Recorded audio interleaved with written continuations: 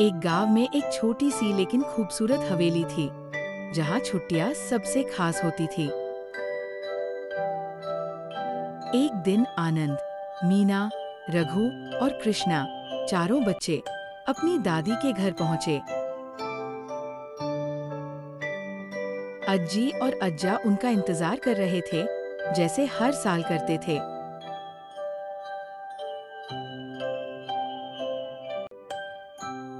अज्जी ने उन्हें गले लगाया और कहा, आओ मेरे बच्चों, तुम्हारे लिए पकोड़े बनाए हैं।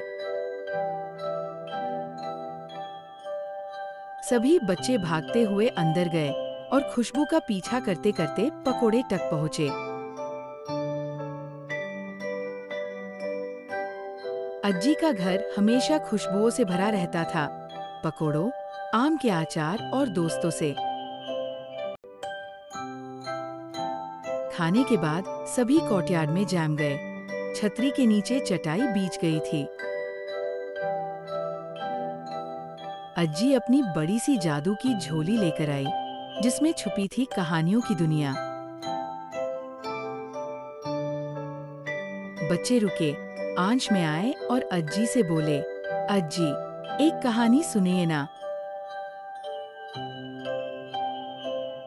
अज्जी ने मुस्कुराकर कहा, चलो, आज तुम्हें राजा, चोर और बंदर की कहानी सुनती हूँ। अज्जी ने अपनी मुस्कान के साथ झोली खोली। आज की कहानी है लालची सेठ और चतुर बंदर। एक शहर में एक सेठ था, जिसका नाम था सेठ गोपाल दास। वो बहुत धनवान था, लेकिन और पैसा चाहिए था। एक दिन उसके घर के पास आया एक बंदर, छोटा, चंचल और चतुर। सेठ ने सोचा, अगर मैं इस बंदर का तमाशा दिखाऊं, पैसा कमा सकता हूँ। लेकिन बंदर तो था चतुर। उसने सेठ के साथ एक छल खेला। अगली सुबह सेठ के पैसे गायब थे और बंदर खिड़की से छिलके फेंक रहा था।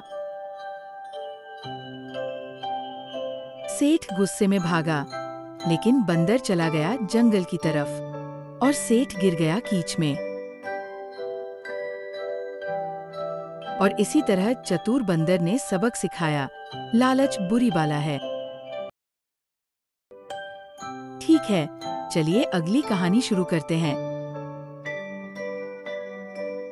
एक बार की बात है, एक देश में एक न्यायप्रिय राजा राज्य करता था। उसका नाम था महाराज धर्मवीर। यूज अपने न्याय पर बहुत गर्व था। एक दिन एक आदमी रोता हुआ दरबार में आया, महाराज, ये पेड़ मेरी पत्नी को मार डालता। मेरा पेड़ मार दिया? उस पेड़ को सजा मिलनी चाहिए। राजा जी, पेड़ तो बोल भी नहीं सकता, सजा मिलेगी। कल सवेरे पेड़ को काट दिया जाए। अगले दिन सब पेड़ के पास खड़े होते हैं और तब एक वृद्ध औरत आती है। औरत, रुको, ये पेड़ मेरे पति की यादों का एक हिस्सा है। आप इसे कैसे काट सकते हैं? मैं बिना जाने फैसला लेने ही वाला था। ये पेड़ तो कुछ बोल भी नहीं सकता। मोरल क्या है बच्चों? हर बात का एक सच होता है। सुनो सबकी, फैसला तब लो जब सच सामने हो। ठीक है, चलिए अगली कहानी शुरू करते हैं। एक समय की बात है, एक छोटे से गांव में एक वीवर रहता था, चतुर नाम का। सब उसकी बंटी हुई चादरों के दीवाने थे, पर पैसा उसके पास कभी ज्यादा था ही नहीं।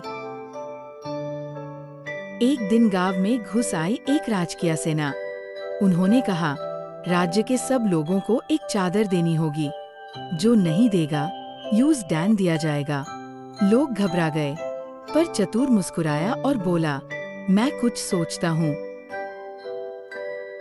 चतुर ने एक रात में एक अजीब सी चादर बुनी, एक ऐसी जो दिखती तो थी पर उसमें कुछ भी नहीं था। अगले दिन वो उस चादर को ले गया राजा के दरबार में। राजा ने चादर देखी, पर उससे कुछ दिखा ही नहीं। पर उसने कुछ नहीं कहा। सोचा, कहीं मैं अंधा तो नहीं? उसके बाजू में खड़ा मंत्री भी घबरा गया। कहीं मैं ही तो मूर्ख नहीं? राजा ने कहा, वाह, क्या अनोखी कला है। चतुर ने कहा, सिर्फ समझदार लोग हाय इस चादर को देख सकते हैं। राजा ने सबको दिखाया, सब तारीफ करते रहे, क्योंकि कोई बेवकूफ नहीं लगना चाहता था। चतुर घर लौट गया, बिना कुछ दिया, बिना डांट के, और साथ में राज पुरस्कार भी ले आया। उसकी बुद्धि और चतुराई ने उससे एक मुश्किल से बचा लिया। तो बच्चों, इस कहानी से हमें क्या सीखने को मिलता है? बुद्धि और सामयिक सोच से सबसे बड़े संकट से भी निकला जा सकता है। राजा के दरबार में सच कहना मुश्किल था, पर चतुर ने बुद्धि से सबको जीत लिया। ठीक है, चलिए अगली कहानी शुरू करते हैं। आज की कहानी दो छोटे चूहों के बारे में है, जिन्हें कुछ चमकदार चीज मिली। चीकू और टिंकू खलिहान के चारों ओर और घास के बीच दौड़ रहे थे। एक दिन उन्हें पुरानी ईंटों के नीचे छिपी एक चमकती हुई संदूक मिली। टिंकू ये सब चाहता था, लेकिन चीकू ने कहा, चलो इसे बांटते हैं और रानी गिलहरी को बताते हैं। रानी ने कहा, केवल अच्छे दिल ही खजाने के हकदार हैं। टिंकू ने रात में खजाना चुराने की कोशिश की, लेकिन एक रक्षक कुत्ता देख रहा था। टिंकू भागता रहा। उस रात उसे सबक मिला। संदूक खुला, उसमें से मेवे, फल और एक नोट निकला, उन लोगों के लिए जो दयालु है। और इसीलिए लालच कभी जीतता नहीं, बल्कि दयालुता हमेशा खजाना ढूंढती है। जैसे ही आखिरी कहानी समाप्त हुई, कमरा आश्चर्य की गर्म शांति से भर गया। आप सभी मुझे याद दिलाते हैं कि कैसे मेरी दादी मुझे तारों के नीचे कहानियां सुनाया करती थी। बच्चे चुपचाप बैठे रहे, हर शब्द, हर याद को अपने मन में संजोए हुए। आश्चर्य से भरे दिलों के साथ वे बिस्तर पर चले गए, और बस इसी तरह शिग्गांव में एक और जादुई रात खत्म हो गई। और ज्यादा जानकारी के लिए लाइक और सब्सक्राइब करें।